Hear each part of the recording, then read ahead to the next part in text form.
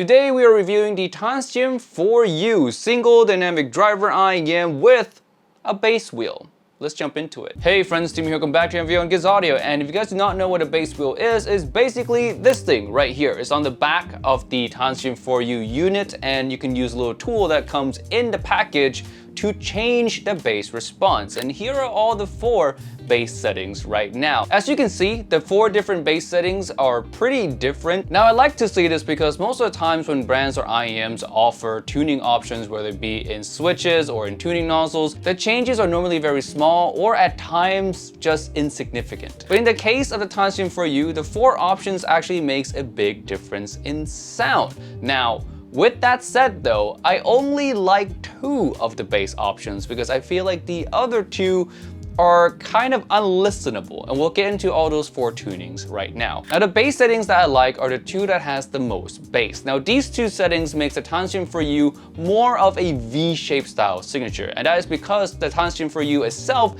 has quite a lot of treble, lower treble and upper treble. So when you add a good amount of bass onto that, you're gonna have a signature that's both boosted in the bass and the treble, hence the V-shape kind of signature. Now since the Tansium 4U has so much treble baked into it, it makes the other 2 bass settings kind of unlistenable for me because it doesn't have enough bass to balance out the amount of treble that's in the unit, making the sound signature overall sound lean, sounds too bright and too piercing, and I really don't enjoy the 2 bass settings that has the least amount of bass. Now on to the tuning in its entirety. What do I think about it? I think it is okay. Yeah, it's a single dynamic driver that has a V-shape kind of signature. It comes with all the pros of a V-shape, being that it is a fun kind of tuning. It is quite energetic in the vocals. I would say the bass is pretty fun, but it also comes with the con of a V-shape as well, in that it doesn't really have the most natural timbre. I think in this case is because the lower treble is boosted quite a bit. And another issue I have with it is in the upper treble. It's just a bit scratchy to me, like it's not a smooth decay.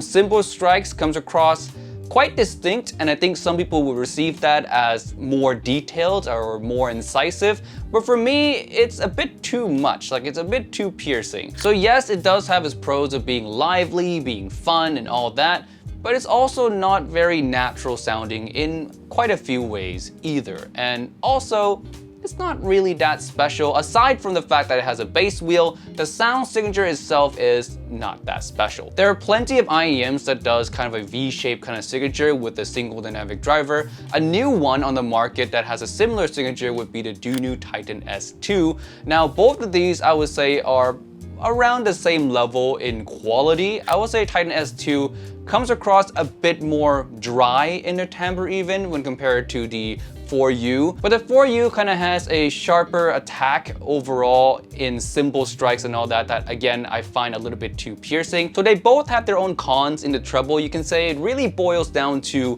which part of the treble that you're most sensitive to. If you're sensitive to lower treble, which means that you don't like to have too much of that, it's too piercing for you, then the Tansium 4U might be the better option there. But if you're more sensitive to the upper treble, then the Dunu Titan S2 would be a better choice for you. Now, if you're sensitive to treble in general, I would say try these before you buy them. One more thing I forgot to touch on is the differences between the 2 bass settings here. With the bass at the fullest, you get maximum amount of rumble. With the other option, you get less of a rumble, and I feel like it is a slightly bit cleaner signature overall. It's still a V shape, but it doesn't sound as rumbly or bass forward as the maximum bass. Next is technical performance. Let's bring up my scale right here. I would say the Tansium 4U lands right around the Aria 2 and the Titan S2.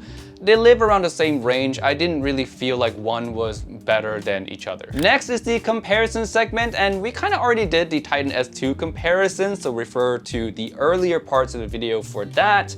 So now we're gonna do a comparison with the Aria 2, the other single dynamic driver that's around the same price. I would say the Aria 2 is overall a smoother signature, a more complete kind of sound, safer if you will. It doesn't have as much of that treble sing that the 4U has. So if you're going for a warmer, more balanced out sound, I would say the Aria 2 is the better option here. The Tansium 4U is kind of more for people who want like a livelier signature, a more fun kind of sound. All right, final verdict time. I'm gonna give the Tansium 4U a halfway green thumbs up. I say for the price, it competes really well with its peers like the Aria 2 and the Titan S2, but it's really not special enough for me to give it like super high praise or anything like that. The bass wheel is nice, but I do wish the 4 signatures were all listenable.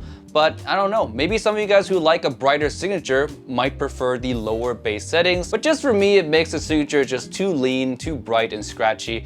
But you know, some of you guys might like the other 2 bass settings that I didn't. All right, that is it for this video today. Thank you so much for watching all the way to the end. If you want more comparisons with other stuff, please leave that comment down below and I'll try to answer as many as I can. And with all that being said, I'll see you guys in the next one. Peace out and bye.